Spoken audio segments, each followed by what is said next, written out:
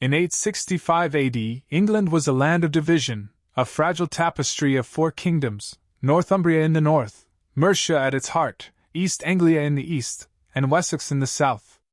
These Anglo-Saxon realms, though individually mighty, lived in a delicate balance, their kings always eyeing each other with a mixture of rivalry and suspicion. Life in these kingdoms was governed by tradition, religion, and loyalty to the land. The Anglo-Saxons were a people deeply tied to the soil, their livelihood shaped by the rhythms of nature and the simple yet enduring values they held dear. The majority lived in close-knit rural communities, farming, herding, and trading in small markets. In these villages, bonds ran deep. Each member of the community had a role, each family had a place. The people worshipped in small, wooden churches where priests told tales of saints and miracles, and they prayed for protection from the unknown. News of Viking raids had reached the ears of these villagers, tales carried inland by those lucky enough to escape with their lives. The Vikings, with their fierce reputation as sea-born marauders, were often spoken of as if they were demons from another world, barbarians who descended upon coastal towns with axes in hand and fire at their backs. Yet for those in the heart of England, these tales seemed distant, almost mythical. Few could have imagined the terror that awaited them, for this invasion was unlike any raid before. What would land on their shores was not a band of marauders but an army, a relentless, well-organized force that had come not to pillage and leave, but to conquer and stay. On a bleak and foreboding day in 865, the Great Heathen Army arrived on English shores. This was no mere raiding party, it was an enormous, organized coalition of Norse warriors, united under the banner of conquest. Over 100 longships, packed with fierce fighters, had set sail from Scandinavia, determined to claim England as their own. The leaders of this formidable force were men of legendary reputation: Ivar the Boneless, known for his cunning and ruthless intellect; Ubba, a fierce warrior renowned for his strength and loyalty; and Halfdan, a skilled strategist and leader. They were the sons of Ragnar Lodbrok, a legendary Viking king whose death at the hands of an English king had sparked a fury in his kin. Fueled by a desire for vengeance and ambition, they now aimed to fulfill their father's legacy by bringing all of England under Norse control. The size and preparation of this force were unprecedented. The Great Heathen Army was more than a fighting force, it was an invasion fleet equipped for settlement. They carried not only weapons and armor but supplies, tools, and livestock, ready to establish new Norse settlements. For the first time, England faced a Viking force that intended to stay and rule. At the heart of the Great Heathen Army's leadership stood one of the most feared and enigmatic warriors of the Norse world, Ivar the Boneless.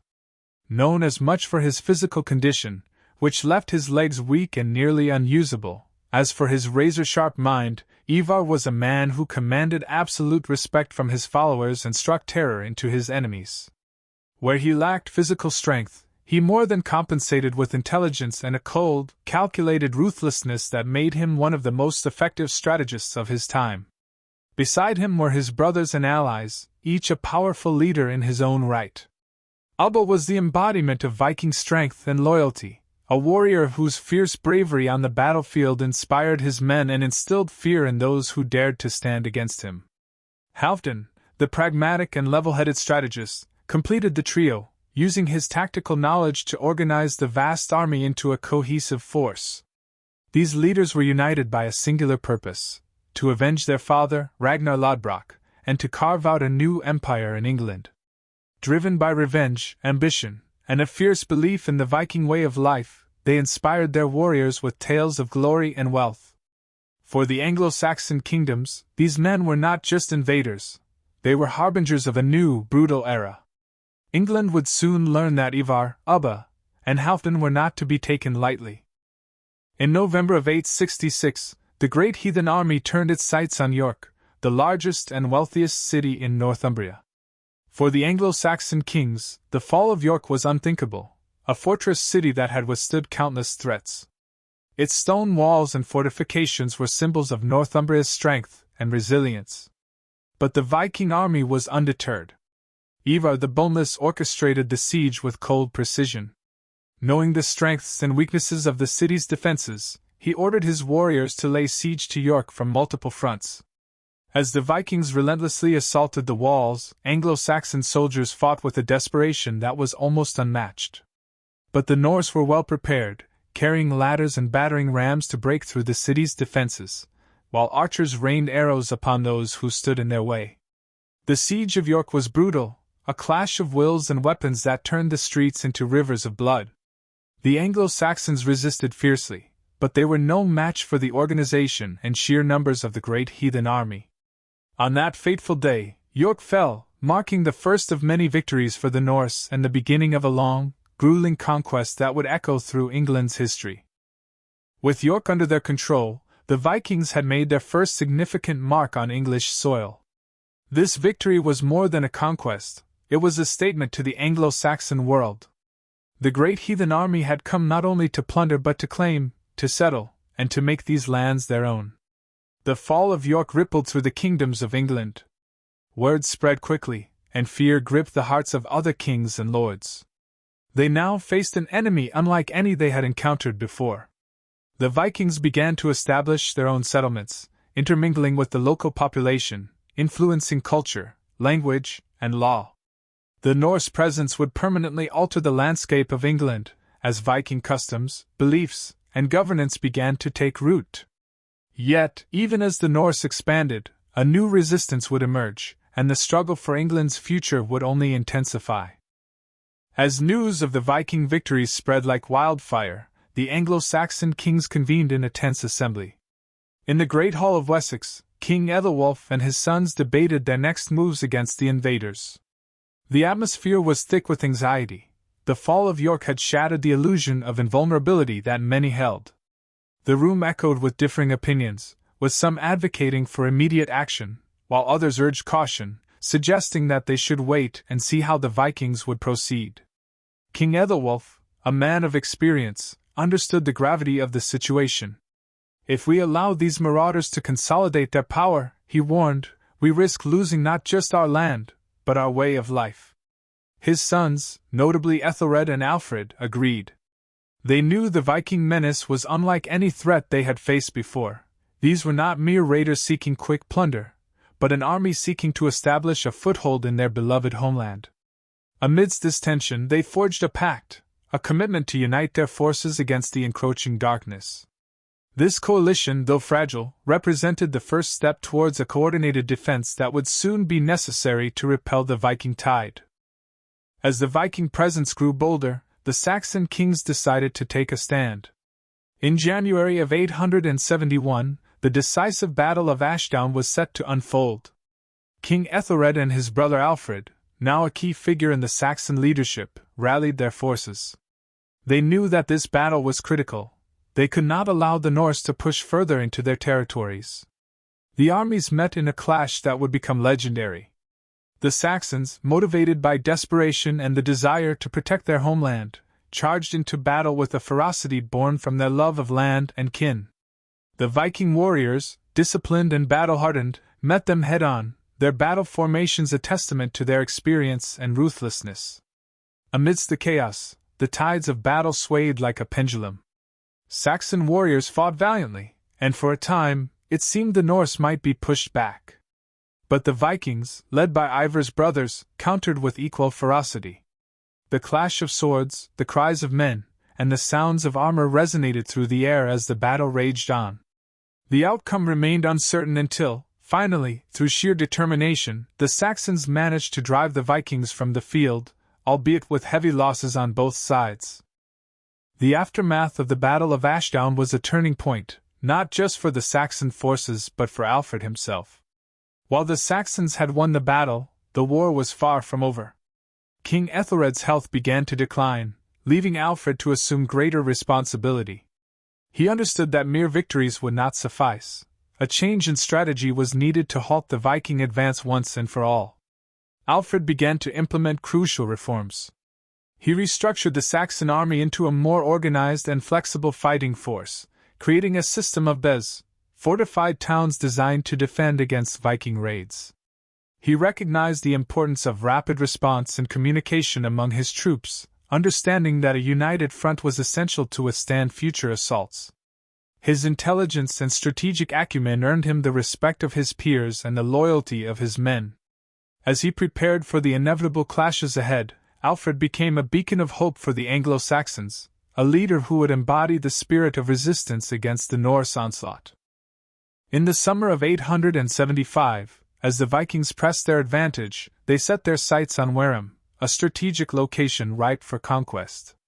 Ivar and his brothers, emboldened by previous victories, laid siege to the town, hoping to capture it and use it as a staging ground for further raids into Wessex. The siege was brutal. Ivar's forces surrounded the town, cutting off supplies and reinforcements, while Alfred's men held the walls against the relentless assault. Days turned into weeks as the defenders faced mounting pressure. The sound of siege engines pounding against the walls, the shouts of Viking warriors demanding surrender, and the desperate cries of the townsfolk filled the air. Yet, within the walls of Waram, a fierce resolve emerged.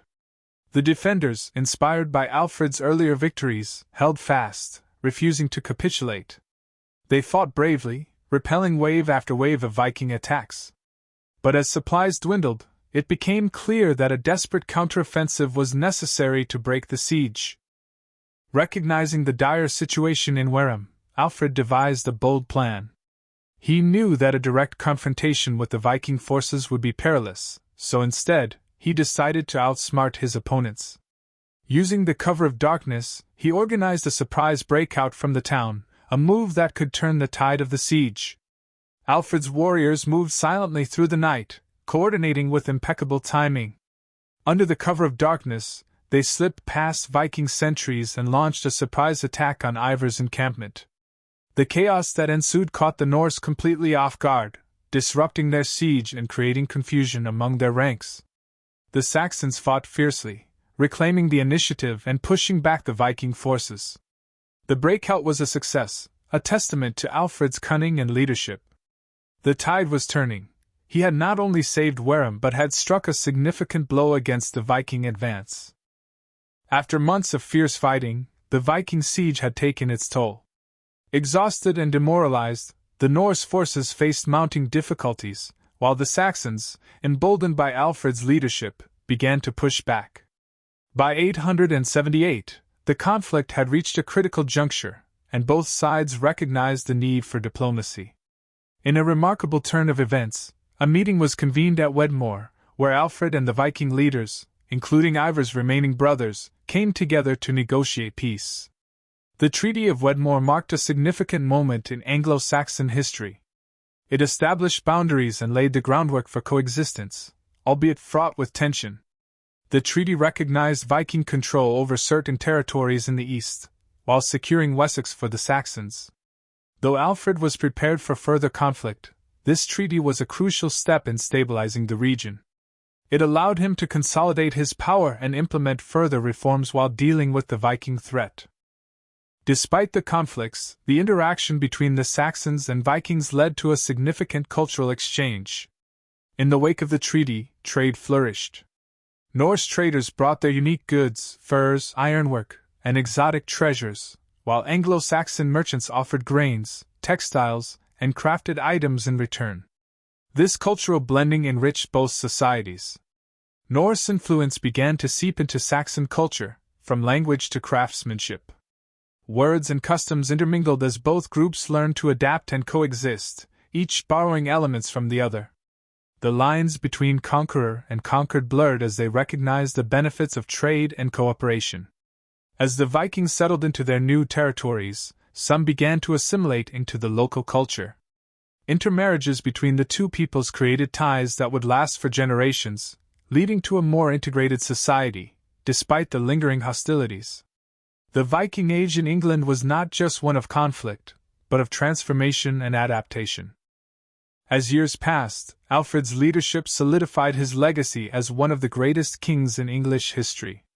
His innovative military strategies, administrative reforms, and dedication to education transformed Wessex and set the stage for a united England. Alfred's vision extended beyond mere survival. He sought to establish a framework for governance that would outlast the Viking threat. He championed the establishment of schools, encouraged the translation of texts into English, and promoted literacy among the nobility. His reforms not only fortified his kingdom but also laid the foundations for what would become the English nation. Even in the face of continuous threats from the Norse, Alfred's commitment to the well-being of his people became a rallying point for all Anglo-Saxons. His legacy would inspire future generations, igniting a spirit of resilience that would echo through the annals of history. The years following the Treaty of Wedmore saw the decline of Viking raids as England began to stabilize under Alfred's leadership. His reforms fortified Wessex against future threats, and the unity among the Anglo-Saxon kingdoms became increasingly apparent.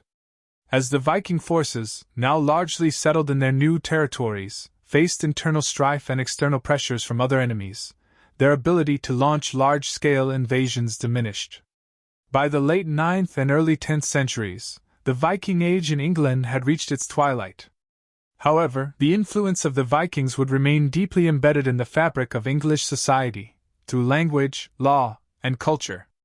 The legacy of their invasions ultimately transformed England into a more diverse and unified kingdom, ready to face the challenges of the future. Today, the story of the Viking invasion of England serves as a powerful reminder of the complexities of conquest, culture, and human resilience. The history of this period illustrates how conflict can lead to unforeseen consequences, both destructive and transformative. The intertwining of Saxon and Viking legacies has left an indelible mark on the cultural landscape of England, creating a rich tapestry woven from diverse threads of history. The narratives of heroes and villains, of invaders and defenders, remind us of our shared human experience, a testament to the endurance of the human spirit amid strife and the eventual hope for coexistence.